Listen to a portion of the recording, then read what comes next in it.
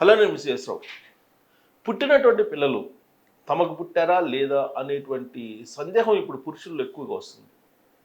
అందుకే ఒక సినిమాలో ఉంటుంది, తల్లి నిజం తండ్రి నమ్మకం అనేటువంటి డైలాగ్ ఒకటి ఉంటుంది. ఇప్పుడు తండ్రుల్లో ఒక రకమైనటువంటి అనుమానం బయలుదేరింది. ఆ అనుమానమే ఇప్పుడు దేశంలో అల్లకల్లోలం చేస్తుంది. పుట్టినటువంటి పిల్లలు తమకు పుట్టారా వేరే వాళ్ళకు పుట్టారా అనే దాని మీద ఇప్పుడు పెద్ద చర్చ నడుస్తుంది. అందుకే డిఎన్ఏ కేంద్రాలని ఆశ్రయిస్తూ ఉన్నారు. మొత్తం డిఎన్ఏ కేంద్రాలతోటి ఆ దేశం నిండిపోయింది. ఇప్పుడు మొత్తం తండ్రులందరూ కూడా క్యూలో ఉన్నారు. ఇదంతా తట్టుకోలేక అంతర్గతంగా ఉండేటువంటి భద్రతా వ్యవస్థ వాళ్ళని కంట్రోల్ చేసే ప్రయత్నం చేస్తుంది. అంటే ఏ స్థాయిలో ఆ దేశంలో ఈ అట్టుడికిపోతుంది ఈ సమస్యని సద్దుమణచడానికి, పరిష్కరించడానికి ఇప్పుడు క్రైస్తవ గురువులు బయలుదేరారు. ఆ క్రైస్తవ గురువులు ఏం చెప్తున్నారంటే, కన్య అయినటువంటి మరియకు పుట్టిన క్రీస్తును జోసెఫ్ తండ్రిగా ఒప్పుకున్నారు. కాబట్టి మీరు కూడా కన్య మరియకు పుట్టినటువంటి బిడ్డ క్రీస్తు, ఆ క్రీస్తుకి తండ్రిగా జోసెఫ్ ఒప్పుకున్నాడు. కాబట్టి ఎవరికి పుట్టినా కానీ పిల్లలే కదా, మీ దగ్గర పెరుగుతున్నారు కాబట్టి మీ పిల్లలే భావించండి అని చెప్పి వాళ్ళకి బోధనలు చేస్తున్నారంట మత గురువులు, క్రైస్తవ మత గురువులు ఆ దేశంలో. దాదాపుగా డిఎన్ఏ టెస్ట్ చేయించుకున్నటువంటి వాళ్ళల్లో 98% మందికి వాళ్ళకు పుట్టినటువంటి పిల్లలు కాదు వాళ్ళు అనేది తేలిందంట. దాంతో ఆ దేశంలో ఉండేటువంటి పురుషులందరూ కూడా, మగవాళ్ళందరూ కూడా, మాకు పుట్టినటువంటి పిల్లల్ని మేము ఎందుకు పోషించాలి, మా ఇంట్లో ఎందుకు ఉంచుకోవాలి అనేటువంటి ఒక ఉద్యమంలాగా వచ్చేసింది.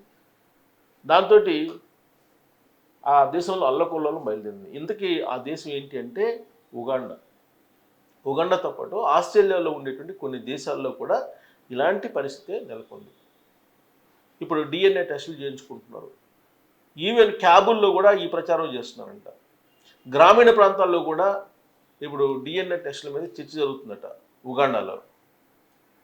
ఇదంతా ఎందుకు వచ్చింది అసలు అని అంటే, అక్కడ ఒక కుబేరుడు, ఉగాండాలో ఉండేటువంటి ఒక కుబేరుడికి 3 పిల్లలు ఉన్నారు. ఈ 3 పిల్లలకి డిఎన్ఏ టెస్ట్ చేస్తే ఒకళ్ళు అతనికి పుట్టినటువంటి పిల్లాడు కాదు. దాంతో ఆయన ఈ విషయాన్ని పబ్లిక్కి తెలియజేస్తూ మీరు కూడా మీకు పుట్టిన పిల్లలా కాదా అని చెప్పి టెస్ట్ చేయించండి, డిఎన్ఏ టెస్ట్ చేయించండి అని చెప్పి ఆయన మొదలుపెట్టాడు. దాంతో మిగతా వాళ్ళందరూ కూడా ఇదే డిఎన్ఏ టెస్టులు చేసుకోవడం మొదలుపెట్టారు. టెస్ట్ చేయించినటువంటి 98 మంది, 100కి 98 మందికి వాళ్ళకు పుట్టినటువంటి పిల్లలు కాదు అని చెప్పి తేలింది. ఇలాంటి పరిణామం ఎందుకు వచ్చింది అని అంటే, ఆ దేశంలో ఒక నియమం ఉంది. ఏంటంటే, పిల్లలు పుట్టకపోతే దానికి బాధ్యునిగా ఎవరిని చేస్తున్నారు? మహిళని చేస్తున్నారు.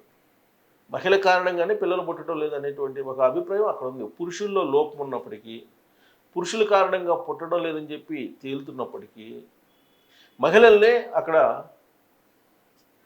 ఒక రకమైనటువంటి నెగిటివ్ కోణంలో చూస్తున్నారు. మహిళల్లో ఉండేటువంటి అంటే పెళ్లి చేసుకున్నా కానీ విడిపోవడానికి అదొక అర్హత వాళ్ళకి. అంటే పిల్లలు పుట్టకపోతే ఆ మహిళను వదిలిపెట్టేస్తారు అక్కడ ఆ దేశంలో పురుషులు. అందుకని మహిళలు ఏం చేస్తున్నారు? ఎవరో ఒకరి చేత పిల్లలు పుట్టించుకుంటే కాపురం చేయొచ్చు అనేటువంటి ఉద్దేశంతో ఈ కార్యక్రమానికి అక్కడ ఉన్నటువంటి మహిళలందరూ శ్రీకారం చుట్టారు అని చెప్పి ఉగాండా నుంచి వస్తున్నటువంటి న్యూస్. ఇప్పుడు ఇంటర్నేషనల్ కూడా ఇదే న్యూస్. ఒక్క ఉగాండాలో బయలుదేరినటువంటి ఈ టైప్ ఆఫ్ అనుమానం ఇప్పుడు ఆస్ట్రేలియా దేశాలన్నింటిలో కూడా పాకింది. రేపో మాపో అమెరికాకు కూడా వెళ్తుంది, వెస్ట్రన్ కంట్రీస్కి వెళ్తుంది. ఎందుకంటే వెస్ట్రన్ కంట్రీస్లో ఎవరికి పుట్టారో కూడా తెలియదు. వెస్ట్రన్ కంట్రీస్లో స్టెప్ మదర్, స్టెప్ ఫాదర్ ఇలా అంటుంటారు. అందుకే అమెరికాలో ఇప్పుడు ఎంతమంది ఉన్నారో తెలుసా? అనాథలుగా 4% మంది ఉన్నారంట. చిన్నారులు 4% ఉన్నారంట. మొత్తం పాపులేషన్లో 4% అనాథలుగా ఉన్నారంట, చిన్నపిల్లలు.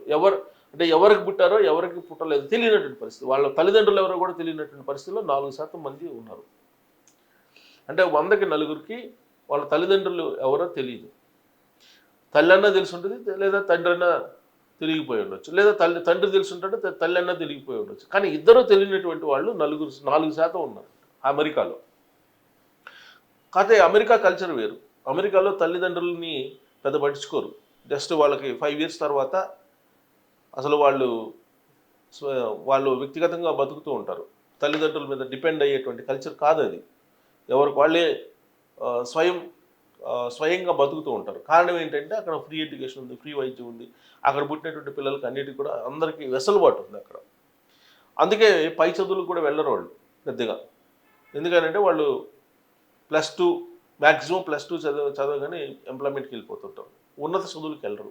ఆ కారణం చేతనే ఇప్పుడు మనకి టెక్ ఉద్యోగాలు, ఈ టెక్ ఉద్యోగాలన్నీ మనకి వస్తుంది. టెక్నాలజీ ఉద్యోగాలన్నీ కూడా పై స్థాయిలో ఉండేటువంటి వాళ్ళు అన్నీ కూడా మన దేశానికి సంబంధించినటువంటి వాళ్ళకి అక్కడ రావడానికి కారణం ఏంటంటే అక్కడ ఉండేటువంటి విద్యా విధానం కానీ, అక్కడ ఉండేటువంటి కల్చర్ కానీ, ఇవన్నీ కూడా వాళ్ళని ఉన్నత స్థానాలకు వెళ్లకుండా ఆపుతున్నాయి. ఆ కారణం చేత సత్యనారాయణల CEO అయినా, అలాగే సత్యనారాయణతో పాటు అనేక మంది ఇప్పుడు తెలుగు వాళ్ళు, మన వాళ్ళు తెలుగు వాళ్ళు, లేదంటే భారతీయులు, సుందర పిచ్చే కానీ వీళ్ళు ఆయా కంపెనీలు, గూగుల్కి ఆయన CEO అయ్యారు, ఈయన మైక్రోసాఫ్ట్ CEO అయ్యారు. సో అంత పెద్ద కంపెనీలకి మన వాళ్ళు CEOలు అయ్యారని అంటే అక్కడ ఉండేటువంటి వాళ్ళలో స్టెమ్ కోర్సులు చదివినటువంటి వాళ్ళు లేరు. ఆ స్టెమ్ కోర్సులు చదివినటువంటి వాళ్ళకి ఉన్నతమైనటువంటి ఉద్యోగాలు ఉంటాయి. ఆ స్థాయి వాళ్ళకి లేదు. వాళ్ళకు ఉన్నా కానీ 4వ తరగతి ఉద్యోగాల లెవెల్కే వాళ్ళు ఉండిపోతారు. సో ఆ కారణం చేతనే అమెరికా ఫస్ట్ అని చెప్పి ఇప్పుడు ట్రంప్ అంటూ ఉన్నారు. ఇవన్నీ ఎందుకు వచ్చినాయి అంటే అమెరికా సంస్కృతి సాంప్రదాయాలు. అది బాగలేదని చెప్పి అందరూ అంటూ ఉంటే దాన్ని అడాప్ట్ చేసుకుంటున్నారు మన వాళ్ళు. ఇప్పుడు ఉగాండాలో పరిస్థితి రాబోయేటువంటి రోజుల్లో మరి భారతదేశంలో కూడా వచ్చిన ఆశ్చర్యపోతుంది. ఎందుకంటే వెస్ట్రన్ కల్చర్ని దిగుమతి చేసుకుంటున్నారు మన వాళ్ళు. హిందూ ధర్మం, సనాతన ధర్మం అనేది పవిత్రమైన ధర్మం ప్రపంచవ్యాప్తంగా. దాన్ని అమెరికా వాళ్ళు అడాప్ట్ చేసుకుంటుంటే అమెరికా వాళ్ళ చండాల కల్చర్ అంతా భారతీయులు అడాప్ట్ చేసుకుంటున్నారు. భారతదేశానికి దిగుమతి అవుతుందని. ఇప్పుడు ఉగాండాలో పరిస్థితి DNA ఎవరు పిల్లలు ఎవరికి పుట్టారో కూడా తెలియనటువంటి పరిస్థితుల్లో 198 మంది ఉన్నారంటే మరి ఆ కల్చర్ ఏంటి? పైగా దాన్ని సమర్థించుకుంటూ మరియ కన్యకు క్రీస్తు పుట్టారు కాబట్టి జోసెఫ్ తండ్రిగా ఒప్పుకున్నాడు, ఇవన్నీ చెప్తున్నారు. సో మీరు కూడా అట్లా ఒప్పుకోండి అని చెప్పి అక్కడ ఉండేటువంటి క్రైస్తవ గురువులు చెప్తున్నారట. ఇది పిల్లలు ఎవరికి పుట్టా కానీ మీరు వాళ్ళ జోసెఫ్ లాగా మీరు పెంచుకోండి, జోసెఫ్ లాగా జోసెఫ్ క్రీస్తుని ఏ విధంగా అయితే తన కొడుకుగా భావించాడో అలానే మీరు కూడా భావించండి, మీరు వాళ్ళని ఇళ్ళ దగ్గర నుంచి వెళ్ళగొట్టకండి అని చెప్పి చెప్తున్నారట. మరి ఈ పరిణామం ఉగాండా వరకు పరిమితం అవుతుందా, ఆస్ట్రేలియా కంట్రీస్ వరకు పరిమితం అవుతుందా, లేదంటే రాబోయేటువంటి రోజుల్లో ఇది ప్రపంచవ్యాప్తం కాబోతుందా అనే దాని మీద మీరు కామెంట్ చేయొచ్చు. Thank you.